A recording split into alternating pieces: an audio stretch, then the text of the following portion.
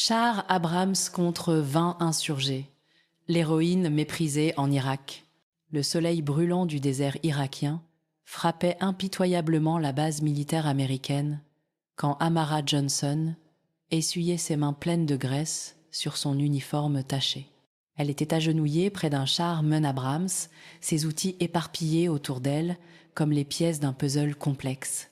Les autres soldats passaient près d'elle sans même la regarder, certains murmurant des commentaires désobligeants qu'ils pensaient qu'elle ne pouvait pas entendre. « Regardez la mécanicienne », chuchotait le sergent Miller à ses compagnons. « Elle pense qu'elle comprend ces machines mieux que nous. » Amara serra les dents mais continua son travail, ses mains expertes ajustant les composants avec une précision qui trahissait des années d'expérience.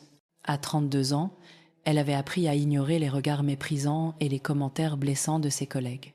Sa peau noire brillait de sueur sous le soleil implacable, mais elle ne montrait aucun signe de fatigue. Le lieutenant Rodriguez s'approcha d'elle, son visage exprimant le dédain habituel qu'il réservait aux simples mécaniciens. « Johnson, le commandant veut que vous répariez le système de communication du hangar 3, dit-il d'un ton condescendant. Essayez de ne pas tout casser cette fois. » Amara leva les yeux vers lui, ses yeux bruns reflétant une patience infinie mêlée à une colère contenue. « Oui, monsieur, » répondit-elle simplement, ramassant ses outils avec des gestes mesurés. Rodriguez était un homme de 25 ans, ambitieux et arrogant, qui avait obtenu son grade grâce à ses relations plutôt qu'à son mérite. Il portait toujours son uniforme impeccablement repassé et ses bottes brillantes, contrastant avec l'apparence pratique d'Amara. Ses cheveux blonds étaient toujours parfaitement coiffés, même dans la chaleur du désert, et il avait cette habitude agaçante de regarder les autres de haut. Malgré son jeune âge, il se comportait comme s'il était le propriétaire de la base, distribuant des ordres avec une autorité qu'il n'avait pas vraiment gagnée. Amara se dirigea vers le hangar 3, ses bottes militaires résonnant sur le béton chaud. Elle connaissait chaque recoin de cette base, chaque véhicule, chaque système électronique. Ce que ses collègues ne savaient pas, c'est qu'elle avait commandé une compagnie de chars pendant 5 ans avant d'être rétrogradée. Une mission qui avait mal tourné en Afghanistan avait coûté la vie à 3 de ses hommes, et elle avait été tenue responsable de leur mort. Le conseil militaire avait décidé qu'elle était trop émotionnellement impliquée pour commander, la reléguant au rang de simple mécanicienne. Mais Amara gardait ses souvenirs douloureux pour elle, préférant laisser les autres croire qu'elle n'était qu'une tourneuse de clés. Le système de communication du hangar était effectivement défaillant, mais le problème était plus complexe que ce que Rodriguez avait imaginé. Amara passa l'après-midi à tracer les circuits, identifiant une surcharge dans le système principal qui aurait pu causer un incendie. Pendant qu'elle travaillait, elle entendait les conversations des soldats qui se préparaient pour une mission de reconnaissance. Une équipe de SEAL devait partir dans quelques heures pour sécuriser un secteur où des insurgés avaient été signalés. L'opération était considérée comme routine, mais Amara avait appris que rien n'était jamais routine dans ce désert impitoyable. Le soir tombait quand elle termina enfin les réparations, ses vêtements trempés de sueur et ses mains couvertes de coupures mineures. Elle se dirigeait vers les baraquements quand les sirènes d'alarme se mirent à hurler dans toute la base. « Code rouge ! Code rouge !» criait la voix du commandant dans les haut-parleurs. L'équipe Bravo est sous le feu ennemi et demande un soutien immédiat. Amara sentit son cœur s'accélérer, ses instincts de commandant refaisant surface malgré les années de répression. Elle courut vers le centre de commandement, où le chaos régnait parmi les officiers qui essayaient de coordonner une mission de sauvetage. « Ils sont encerclés à 15 km au nord-est », expliquait le major Thompson au téléphone. « Leurs munitions sont presque épuisées et ils ont 2 blessés. » Rodriguez était là aussi, son visage pâle trahissant sa panique face à une situation réelle de combat. « Nous devons envoyer des renforts immédiatement », balbutia-t-il. « Mais nos hélicoptères sont en maintenance et les autres unités sont trop loin. » Amara écouta les rapports radio qui décrivaient la situation désespérée de l'équipe Bravo. Les SEAL étaient pris au piège dans un bâtiment en ruine, entouré par au moins 20 insurgés lourdement armés. Leur voix dans la radio trahissait leur épuisement et leur désespoir grandissant. Baze, ici Bravo leader, grésillait la voix du sergent Williams. « Nous avons besoin d'un miracle.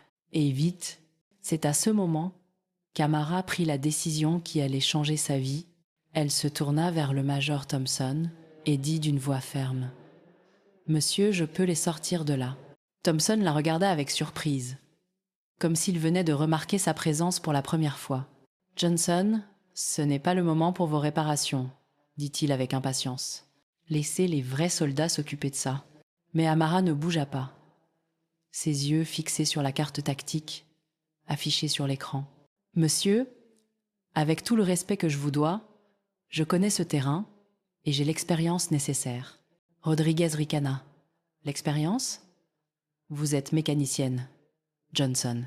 Retournez à vos outils et laissez-nous faire notre travail. » La colère monta en Amara, des années de frustration et d'humiliation bouillonnant dans sa poitrine. Elle pensa aux Seal, qui mourraient peu, être en ce moment même, attendant des secours qui n'arriveraient peu, être jamais. Sans dire un mot de plus, elle tourna les talons et sortit du centre de commandement. Elle savait exactement ce qu'elle devait faire, même si cela signifiait désobéir aux ordres directs. Amara courut vers le parc de véhicules, où plusieurs chars MUN Abrams étaient stationnés. Elle choisit celui qu'elle avait réparé plus tôt dans la journée, sachant qu'il était en parfait état de marche.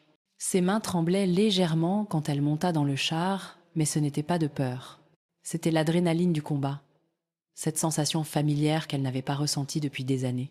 Le moteur rugit à la vie sous ses commandes expertes, et elle sentit la puissance de la machine répondre à sa volonté. Elle avait passé des centaines d'heures aux commandes de ses chars, et malgré les années écoulées, ses réflexes étaient intacts. Amara dirigea le char vers la sortie de la base, ignorant les cris des sentinelles qui essayaient de l'arrêter. Le major Thompson sortit en courant du centre de commandement, hurlant dans sa radio « Arrêtez-la, c'est un ordre ». Mais il était trop tard. Amara avait déjà franchi les portes de la base et fonçait dans le désert nocturne. Le paysage défilait autour d'elle, illuminé par les phares puissants du char. Elle connaissait ce terrain par cœur. Chaque dune, chaque rocher, chaque point de repère. Sa formation de commandant de char lui revenait naturellement, comme si elle n'avait jamais cessé de commander. 15 minutes plus tard, elle pouvait voir les éclairs des tirs d'armes automatiques à l'horizon. La bataille faisait rage autour du bâtiment où les Seal étaient retranchés. Amara activa sa radio et contacta directement l'équipe Bravo. Bravo leader, ici le char de soutien. « Tennesbone, j'arrivais. » La voix surprise du sergent Williams lui répondit « Char de soutien ? Qui êtes-vous ? » « Peu importe qui je suis, » répondit Amara en chargeant ses armes. « Préparez-vous à bouger quand je vous donnerai le signal. » Elle approcha du périmètre de combat, évaluant rapidement la situation tactique.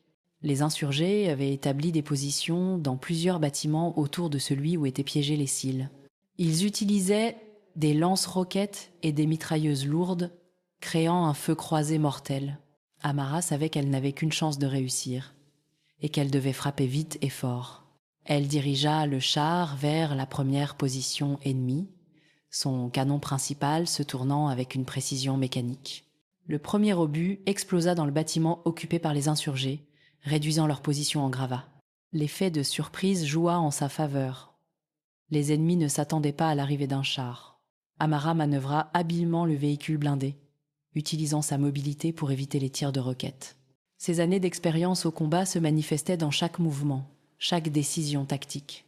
Elle détruisit systématiquement les positions ennemies, créant un corridor de sécurité pour les Seal. « Bravo, leader, la voie est libre vers le sud-est », annonça-t-elle dans sa radio. « Bougez maintenant. » Les Seal sortirent de leur refuge, portant leurs blessés et couvrant leur retraite. Amara continua à fournir un feu de couverture, repoussant les insurgés qui tentaient de les poursuivre. Son char était devenu le point focal de la bataille, attirant tous les tirs ennemis sur lui. Une roquette explosa près de sa tourelle, faisant vibrer tout le véhicule. Amara sentit le goût du sang dans sa bouche, mais elle continua à combattre. Elle savait que la vie des Seal dépendait de sa capacité à tenir sa position. « Char de soutien, nous sommes en sécurité », annonça finalement le sergent Williams. « Vous pouvez vous replier. » Mais Amara n'était pas encore prête à partir. Elle voulait s'assurer que les insurgés ne pourraient pas poursuivre les seuls ou attaquer d'autres patrouilles. Elle lança une dernière offensive, détruisant les véhicules ennemis et dispersant les combattants restants. Seulement alors elle fit demi-tour et commença le voyage de retour vers la base. Le trajet de retour fut silencieux, interrompu seulement par le ronronnement du moteur du char. Amara savait qu'elle allait faire face à des conséquences sévères pour avoir désobéi aux ordres. Mais elle ne regrettait rien, elle avait sauvé des vies et c'était tout ce qui comptait. Quand elle arriva à la base, une foule de soldats l'attendait près des portes. Le major Thompson était là, son visage exprimant un mélange de colère et d'admiration. Rodriguez se tenait à côté de lui, ses yeux écarquillés d'incrédulité. Amara descendit du char, ses vêtements déchirés et son visage couvert de poussière et de sueur. Elle s'attendait à être arrêtée immédiatement, mais au lieu de cela, les soldats commencèrent à applaudir.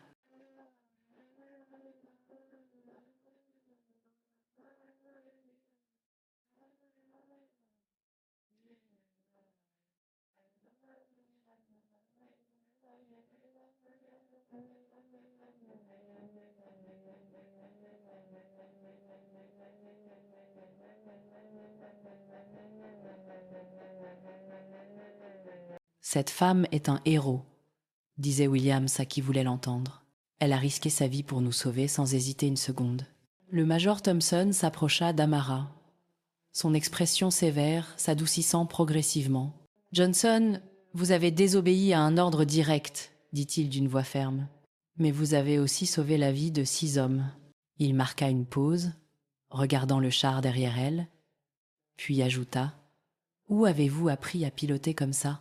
Amara respira profondément, sachant que le moment était venu de révéler son passé. « Monsieur, j'ai commandé une compagnie de chars pendant 5 ans, avant d'être affecté ici. J'ai été rétrogradé après une mission qui a mal tourné en Afghanistan. » Le silence tomba sur la foule assemblée, tous les soldats la regardant avec des yeux nouveaux. Rodriguez s'avança, son arrogance habituelle remplacée par quelque chose qui ressemblait à du respect. « Vous étiez officier ?» balbutia-t-il. « Pourquoi ne l'avez-vous jamais dit ?» Amara le regarda directement dans les yeux. « Parce que mon passé ne définit pas qui je suis aujourd'hui. J'ai fait mon travail du mieux que je pouvais. Peu importe ce que les autres pensaient de moi. » Les jours suivants, l'atmosphère sur la base changea complètement. Les soldats qui l'avaient ignoré ou méprisé venaient maintenant lui demander conseil.